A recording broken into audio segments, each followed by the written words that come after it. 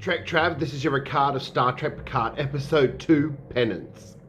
So wow? Really wow.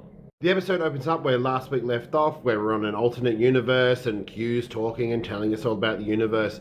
Now, I've never seen Q quite this desperate before, which means obviously there's something going on with Q. I don't know what it is. He says he looks sick or he's acting sick, and then he hits Picard, which is out of character. But if they nail it on the head at the end of the season, that won't be a problem.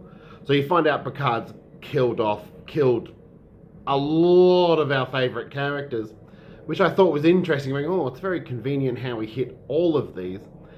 But it was good. I enjoyed it. I thought, oh, this is a nice little callback. And then basically Picard goes, no, I don't want your help. I'll sort out this problem, whatever the problem is. Which... really, we all know that he should have probably listened to Q, and Q's probably trying to help him. I'm hoping. Otherwise, they've completely changed the character of Q. And Picard then goes on to try and find out what he needs to do.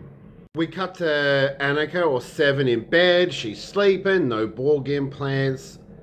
Basically, we go through a roll of all the characters waking up in their respective situations. Seven is not Borg anymore. She's the president of the Confederation, which I thought was a bit like, oh, this is Starship Troopers. And we got Rios, who's fighting against the Vulcans, trying to stop the uprising there. We've got Girardi, who's working in a science lab on certain species. We've got Elnor, who's a rebel, and we've got Raffi, who is a part of the fighting cell fighting the rebels, and she discovers Elnor really quickly. It's kind of similar. It's interesting because obviously it's an alternate universe, and they're doing a parallel to the previous week's episode where we caught up with them all again. So it's sort of doing that again, but it's a darker universe. And I swear that there was a Data statue there talking about the Soong galaxies all human or something. Maybe I just missed it. I'll have to watch it again. So basically, the episode is where they have to use the Borg Queen to calculate traveling around the sun to go back in time. They reference Captain Kirk in this bit, and it's quite exciting. Like those kind of references I like. I was a bit surprised when Seven didn't mention that she knew who Q was, considering he popped up on Voyager quite a bit. But maybe they just don't want to reference Voyager. I don't know.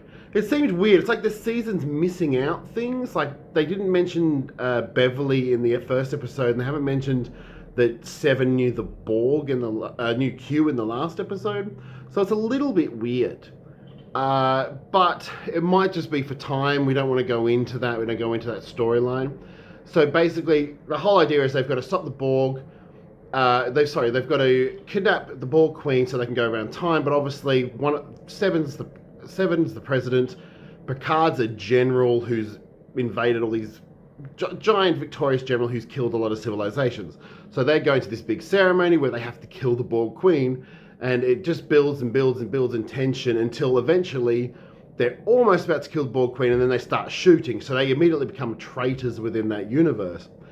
And then it culminates in them getting out in the nick of time. They're on the ship, and then they connect the Borg Queen to the ship, where she's just sitting there smiling, going, I am going to fuck you guys over.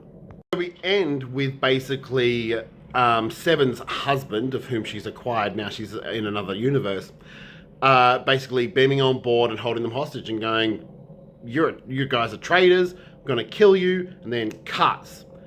Now, I don't know about you, but I really love, there was a lot of good tension build in this episode and a lot of understanding of, the story just kept sort of building and building and building. There was no time really missing on it.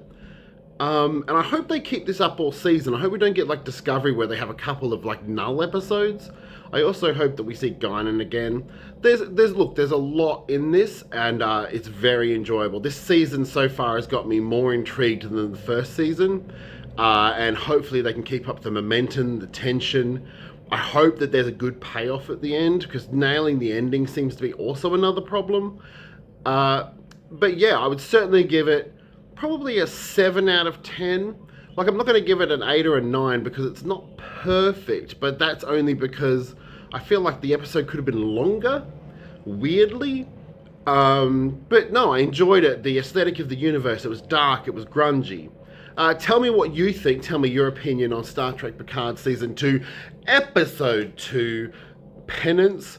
What did you think of John Delancey smacking Picard across the face? To be honest, sometimes he deserves it. Tell me what you think about Seven's position and Raffi's relationship. They seem to be playing on a lot of these things, and it seems to be more at the front than it was last season. So, like, subscribe, and leave a comment. I will answer every comment. I will like every comment, and make sure you subscribe so you can see more videos every couple of days on Trek Trav. Thank you.